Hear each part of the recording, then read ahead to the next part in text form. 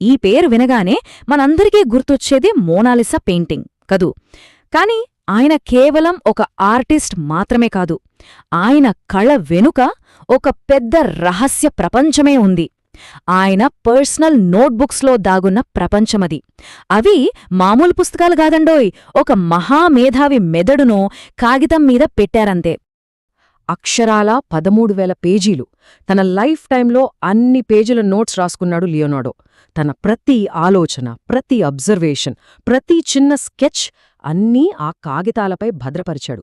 Just ఊహించుకోండి ఆయన mind ఎంత విస్తారమైందో. ఇక్కడే అసలు ట్విస్టుంది. ఈ నోట్స్ని మనం మామూలుగా చదవలేం. ఎందుకంటే ఆయన రైట్ టు లెఫ్ట్ రాశాడు. అది అక్షరాల్ని రివర్స్లో. అంటే మీరు దాన్ని చదవాలంటే ఖచ్చితంగా అద్దం ముందే పెట్టాలి. అప్పుడే అది సరిగ్గా కనిపిస్తుంది. ఇంత సీక్రెసీ ఎందుకు? అసలాయన ఏం దాచాలనుకుంటున్నాడు?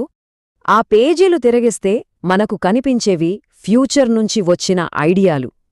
ఆయన కాలం కంటే ఏకంగా 400 ఏళ్లు ముందున్న టెక్నాలజీ గురించి రాశాడు. హెలికాప్టర్లు, యుద్ధ ట్యాంకులు, వీటి బ్లూప్రింట్స్ అన్నీ అందులో ఉన్నాయి. అంతేకాదు, మనిషి శరీరం లోపలేముంది, చివరికి ఆత్మ ఎక్కడ ఉంటుంది అని కూడా రీసెర్చ్ చేశాడు. చూడండి, ఆయన తన కాలం కంటే ఎంత ముందున్నాడో. ఇక్కడే అసలు ప్రశ్న మొదలవుతుంది. ఇంత అడ్వాన్స్డ్ నాలెడ్జ్ని లియనార్డో డావిన్సీ ప్రపంచానికి ఎందుకు తెలియనివ్వలేదు? దేన్ని చూసి భయపడ్డాడో? వెల్, చాలామంది చెప్పే కామన్ థియరీ ఏంటంటే ఆయన ఆ రోజుల్లో చాలా పవర్ఫుల్గా ఉన్న చర్చ్కి భయపడ్డాడని. అప్పట్లో చర్చ్కి ఎదురు మాట్లాడటం అంటే ప్రాణాల మీద ఆశ వదులుకోవడమే. ఒకసారి చూడండి, ఈ రెండిటి మధ్య ఎంత తేడా ఉందో. ఒకవైపు 16వ శతాబ్దంలో చర్చ్ ఏం చెప్పింది? భూమే ఈ విశ్వానికి సెంటర్ అని నమ్మించింది. కాని లియోనార్డో ఏమన్నాడు? కాదు, సూర్యుడు చుట్టూనే అన్నీ తిరుగుతున్నాయి అనడానికి ఆధారాలు చూపించాడు. చర్చ్ ఏమో మనిషి శరీరం చాలా పవిత్రమైనది, దాన్ని ముట్టుకోకూడదు అంది. కాని లియోనార్డో ఏం చేశాడు? చట్టవిరుద్ధంగా శవాలని కోసి గుండె ఎలా పనిచేస్తుందో, తల్లి గర్భంలో బిడ్డే ఎలా పెరుగుతాడో డ్రాయింగ్స్ గీశాడు. ఇవన్నీ అప్పటి మత నమ్మకాలకు పూర్తిగా వ్యతిరేకం కదా. ఇదేదో ఊరికే భయం కాదండి, నిజంగానే ప్రాణాలకు ప్రమాదముంది. లియోనార్డో తర్వాత సరిగ్గా ఇలాంటి ఐడియాల కోసమే బ్రూనో అనే సైంటిస్ట్ని బ్రతికుండగానే కాల్చేశారు. గెలీలియోని జీవితాంతం జైల్లో పెట్టారు. సో తన ఆవిష్కరణ గనక బయటికొస్తే తన గతి కూడా ఇంతే అని లియోనార్డోకి బాగా తెలుసు. అయితే అసలు కథ ఇక్కడే మొదలవుతుంది. కేవలం చర్చ్కి భయపడటం మాత్రమే కారణమా? లేకపోతే దాని వెనుక ఇంకా ఏదైనా లోతైన పర్సనల్ రీజన్ ఉందా? ఎందుకంటే ఈ పాపులర్ థియరీ ఒక్కటే మొత్తం కథని చెప్పడం లేదనిపిస్తోంది.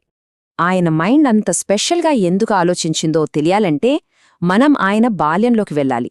అక్కడే అసలు కారణం దొరుకుతుంది.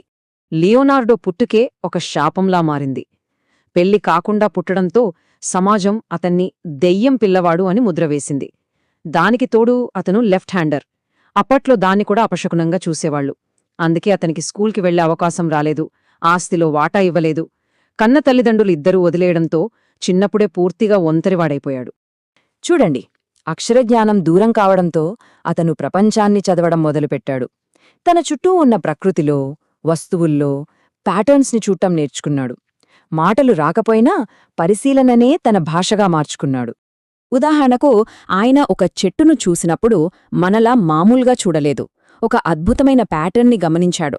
అదేంటంటే, చెట్టు కాండం ఎంత లావుగా ఉంటుందో దాని కొమ్మలన్నిటినీ కలిపినా అంతే లావుంటాయి. దీనినే ఈరోజు మనం లియోనార్డో నియమం అంటున్నాం. ఇది చెట్లకే కాదు, మన శరీరంలోని రక్తనాళాల నుంచి ఇంటర్నెట్ కేబుల్స్ వరకు అన్ని చోట్ల పనిచేస్తుంది. ఇంకో ఎగ్జాంపుల్ చెప్తాను. ఆయన ప్రకృతిని చూసినప్పుడు దూరం నుంచి కొండలు ఎందుకు నీలం రంగులో కొంచెం మసకగా కనిపిస్తాయి అని ఆలోచించాడు. గాలిలో ఉండే చిన్న చిన్న పార్టికల్స్ లైట్ని చెదరగొట్టడమే కారణమని కనిపెట్టాడు. ఈ యొక్క అబ్జర్వేషన్ ఆర్ట్ ప్రపంచంలో ల్యాండ్స్కేప్ పెయింటింగ్ రూపురేఖల్నే మార్చేసింది. సో లియోనార్డోకు ఇదంతా జస్ట్ ఆర్ట్ కాదు, ఇదొక సైంటిఫిక్ మైండ్ సెట్. ప్రతిదాని వెనుక ఉన్న సైన్స్ని, ప్యాటర్న్ని చూడటమన్నమాట. ఈ విశ్లేషణకు ఆధారమైన సోర్స్లో దీన్నే ద సైకో మైండ్ సెట్ అని పిలుస్తున్నారు. అంటే ప్రపంచాన్ని అందర్లా కాకుండా ఒక డిఫరెంట్ సైంటిఫిక్ యాంగిల్లో చూడటం.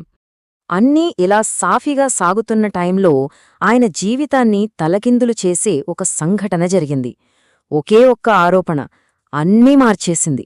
సమయం 1476. ప్రదేశం ఫ్లోరెన్స్ నగరం. ఆ రాత్రి ఎవరో అజ్ఞాత వ్యక్తి ఒక సీక్రెట్ లెటర్ని అధికారులకి చేరవేశారు. ఆ ఒక్క లెటర్ లియోనార్డో జీవిత గమనాన్నే మార్చేయబోతోంది. ఆ లేఖలో ఉన్న ఆరోపణ చాలా దారుణమైనది. లియోనార్డో డా విన్సీ స్వలింగ సంపర్కంలో పాల్గొన్నాడు. అప్పట్లో ఇది మామూలు విషయం కాదు. ఈ నేరానికి శిక్ష చిత్రహింసలు పెట్టి చంపడం. అదృష్టం బాగుండి ఆ కేసు నుంచి నిర్దోషిగా బయటపడ్డాడు. కాని జరగాల్సిన నష్టం జరిగిపోయింది. పబ్లిక్గా జరిగిన ఈ అవమానంతో ఆయన ప్రపంచమే కుప్పకూలిపోయింది. దీనికి ఆయన రియాక్షనేంటో తెలుసా? పూర్తి ఏకాంతం. మనుషులకే దూరంగా వెళ్ళిపోయాడు. ఆయన అలా ఒంటరిగా ఉన్నప్పుడు తన నోట్బుక్సే తనకు తోడయ్యాయి. అవే ఆయన ప్రపంచంగా మారిపోయాయి. ఆయనే స్వయంగా తన మాటల్లో ఇలా చెప్పుకున్నాడు: ప్రపంచం చేసే విమర్శలు, దాని ఓటమి నన్ను చేరుకుండా ఉండటానికే నన్ను నేను ఏకాంతపరుచుకుంటాను. అందుకే ఆ నోట్బుక్స్లోని రహస్యం కేవలం చర్చి నుంచి తన ఐడియాలను దాచుకోవడానికే కాదు, దానికంటే ముఖ్యంగా తనకోసం ఒక కొత్త ప్రపంచాన్ని నిర్మించుకోవడానికి. ఆ నోట్బుక్సే ఆయన కోట, ఆయన సేఫ్ ప్లేస్.